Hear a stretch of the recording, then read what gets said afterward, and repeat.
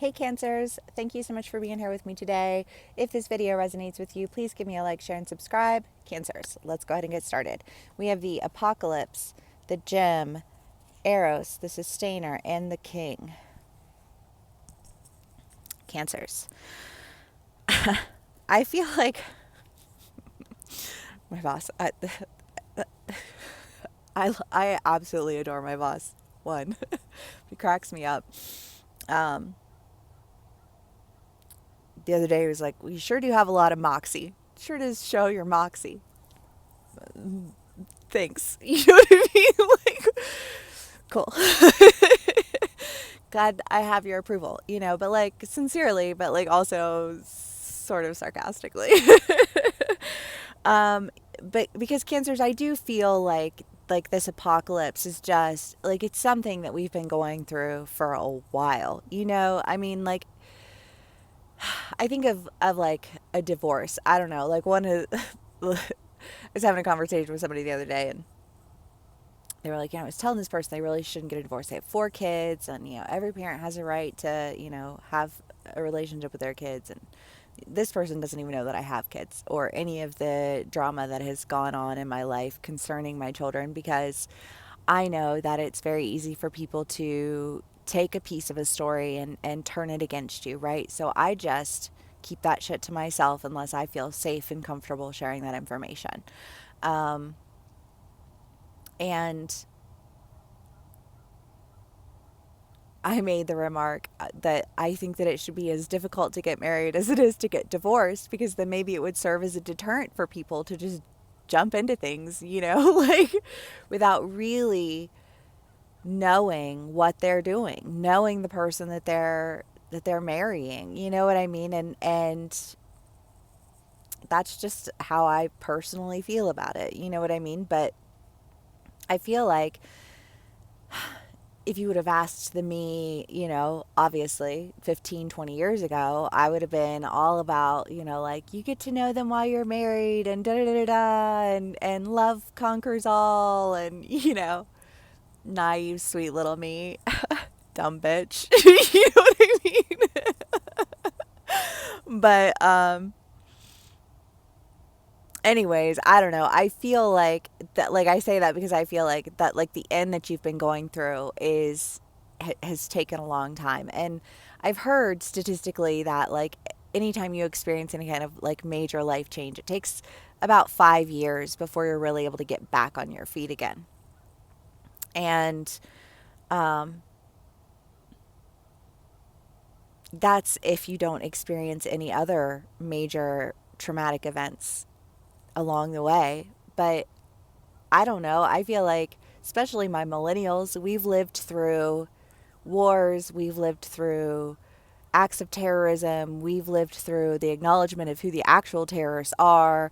We have learned along the way that we can't trust any of the systems, we can't trust the people, we can't trust, you know what I mean? It's just been this mass awakening to through experience, because I don't think that anybody really is educated in a way that sets us up to see things for what they are originally, right? Like we're taught to have faith and have trust and to do all of these things, and that's great and that's wonderful, and I think that we should be able to, but we've learned, that that's not really how it works. Like the system's set up to hurt the people. It was set up by people who hated, women, and women weren't allowed to have property. They wanted to enslave people so that they didn't have to do any of the dirty work. They could just reap all the rewards.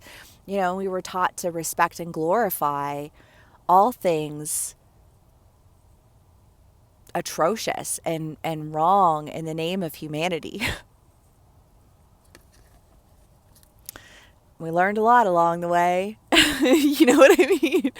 Like we figured a lot of things out. And so, when we make our decisions now, we are very discerning with the decisions that we're making, because we do not want to be set up to be played. We do not want to be set up to fail. We do not want to be set up to be pigeonholed. We did no. And a little bit of like hyper vigilance, I almost say, because we're the crab, like we will like see danger and skirt to the side real quick. You feel me? But it's like, um, it's also served to be a point of isolation, and it's left us feeling like, it's just like, can we even escape this apocalypse? Are we destined to live in the land of zombies forevermore? Amen. Is this why I came here this lifetime? Is this what I signed up for, like, on purpose?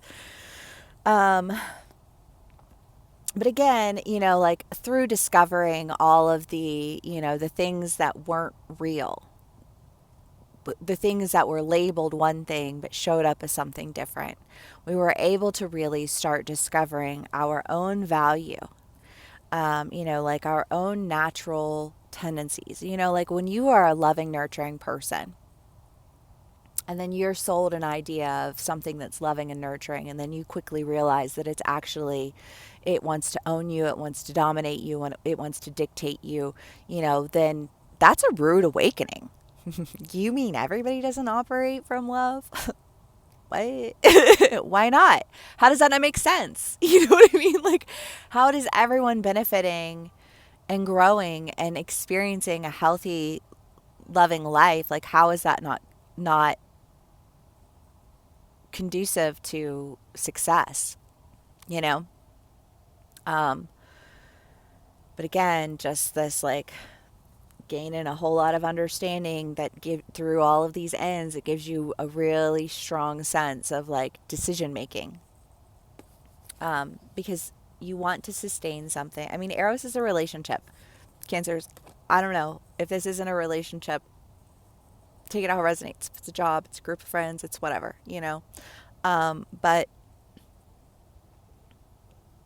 I almost feel like this test of of sincerity, right? Because in all of these discoveries, we've acquired a great deal of mistrust. And so if people want to come to us with something that, like, it sounds good, but, like, is it really? Let me dig a little bit deeper and find out first. Um, let me discover what value there actually is, because you can claim value, and you can say, I'm valuable and these people are valuable and this mentality is valuable, but bitch, since when? You know what I mean? Like, I don't know. That's just been our energy. It's protective. It's I learned the hard way, you know, and I will be good and goddamned if I ever learn that lesson again. Like, who the fuck do you think I am? Like, how big of a fool do you think I act? Like, it's one thing to be naive, but it's another thing to just turn a blind eye. And I learned the hard way through naivety. And now that I know, do you think that I'm just going to naively allow for any more of this bullshit, this propaganda, these lies, these facades to dictate my life? Fuck off.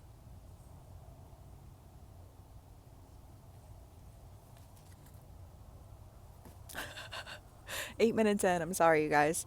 Um, but again, it's just this idea of, like, the sustainer, the gym, and arrow. So you want something that you can sustain. You want something that has value. You just need to discover if it's valuable first. I'm not going to invest any of my energy, like, into something that I know isn't going to actually result in anything valuable or result in anything more than just a bunch of lies and a bunch of facades. A bunch of people pretending to stand for something when all they stand for is their own, you know, gain at the cost of others. Like, you lose, so I win. Haha. Ew. Mm. That was a tangent. I'm sorry. Let's do clarifiers.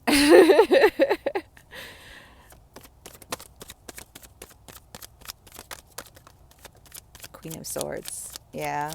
Well, there's that tangent for you. Let me tell you all the reasons why I am not quick to trust. Right? Um, but I feel like almost this sense of, like, respect that comes along with this, like, declaration. Um, because you can't Like, you can't argue with that.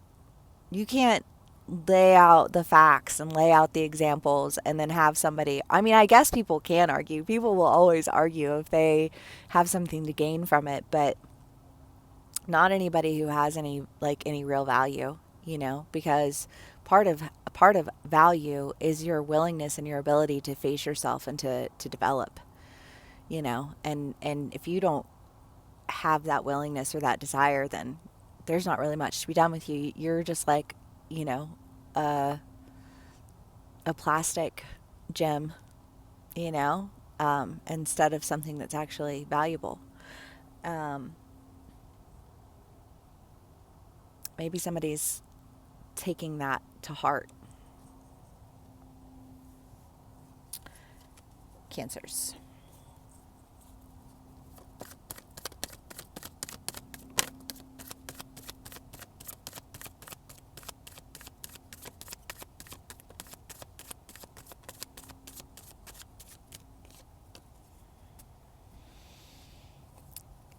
King of Pentacles, King of Cups, Three of Cups, and Four of Pentacles.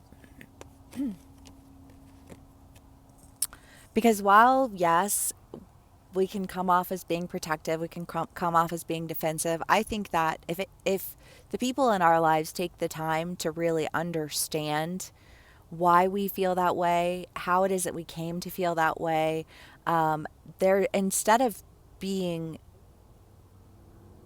pitied or looked at, like side-eyed, like, oh, you're just too defensive and you're too this and you're too that. People are like, oh shit, well, yeah, like, nah, I would have done the same thing. Like, if I had gone through that, I would be a lot more cautious about who I let into my life too. And I have respect for the fact that not only did you overcome these things, but you refused to subject yourself to those situations any longer. And in fact, I think that there is a level of respect that is offering you the opportunity to solidly stand in, like this desire that you've had and this value that you bring of creating a home.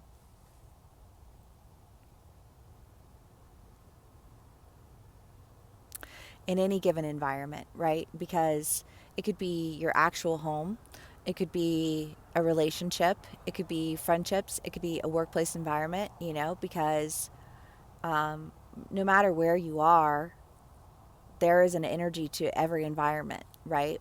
And you want it to be a positive, healthy energy. You want it to be a positive, healthy environment, and you'll fight for it. And you won't just hand it over to anybody who says that they want it, because everybody wants anything for free. You know what I mean? So, no. If you want it, then you have to show that you want it, right? Um, and I feel like there's somebody who's kind of like, they're starting to understand that, and they're starting to respect that, and they're starting to act accordingly. Hallelujah, praise Jesus, and all that jazz. Strength, Four of Swords. Yes, because it's like, I've had to have the strength. Like, do you know how much strength it takes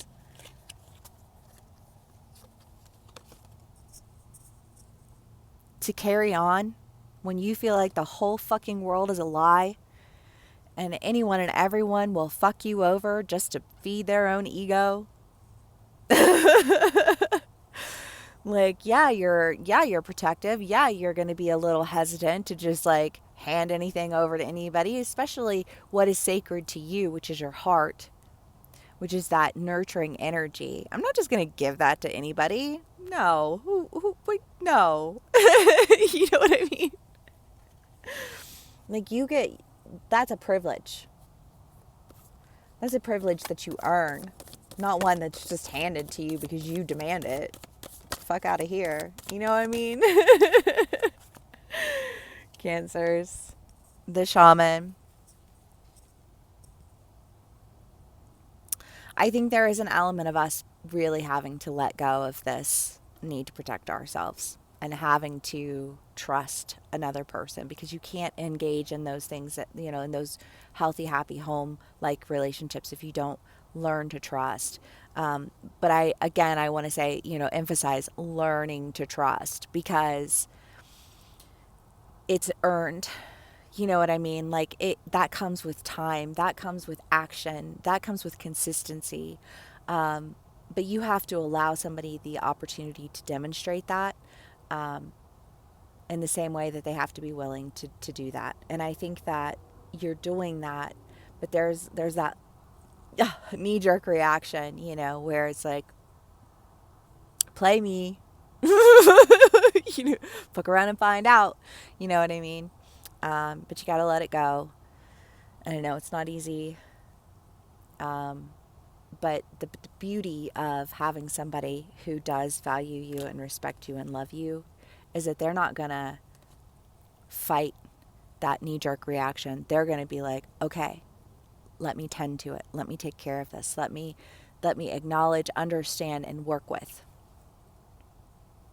something that is very understandable, and something that should not be a deterrent, and is only a deterrent for people who really ought not to be there anyways. You know what I mean?